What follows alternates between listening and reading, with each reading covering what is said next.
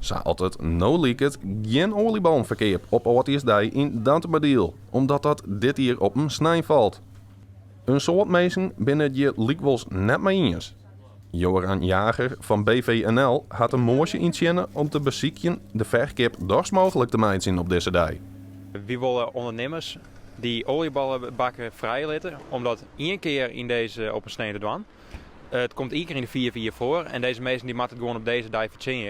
En dan zeggen ze wie door daar nou net heel moeilijk hoe liet die mensen gewoon hun werk doen. En vandaar dat we met die moosje komen. Wethouder Wiersma had aangegeven dat het no aan de gemeente is om over deze kwestie te besluiten. Als het puur naar het partijprogramma is er natuurlijk een meerderheid van genereerd. Alleen je zit er maar een coalitieakkoord waar de afspraak in maken is. We gaan het net op snees winkels in letten. Alleen ik denk de vraag is volle meer. Olieballenbakkers, sowieso die olieballenkraam.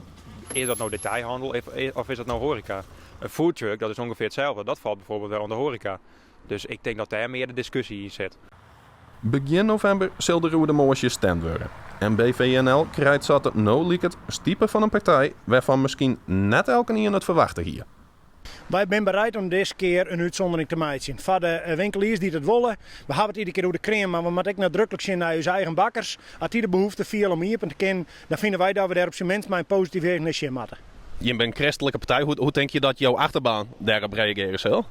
Nou, dit is een onderwerp wat ik in ons verkiezingsprogramma staat. En we zijn weer hechten zeer onder snijdsrest. Dus in die zin vinden we dat belangrijk. Tegelijkertijd kan het net zo wezen dat mensen die christelijk binnen oplezen verhoren hoe ze wel of net leven moeten. Dus we vinden er wat van, maar we hebben zijn in ons verkiezingsprogramma. We staan hier voor het gesprek. Als er signaal uit de mensen komen. Nevens Visser maakt de mensen er vol om denken dat ze het net grutter meidje als het is, omdat het hier om een uitzondering gaat. Ik het CDA zei net, na dit moment willen we alles maar hier op stellen opsnijden, daar is geen sprake van. We zullen gewoon heel nuchter naar 31 december.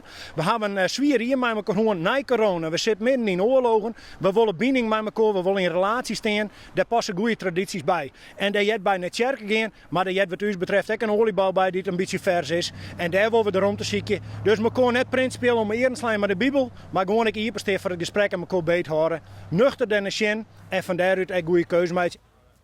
Minimaal 9 mensen zullen voorstemmen moeten om de moosje er terug te krijgen.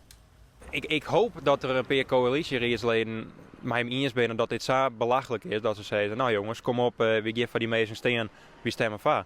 Daar hoop ik op. Begin november zal er dus meer duidelijkheid komen.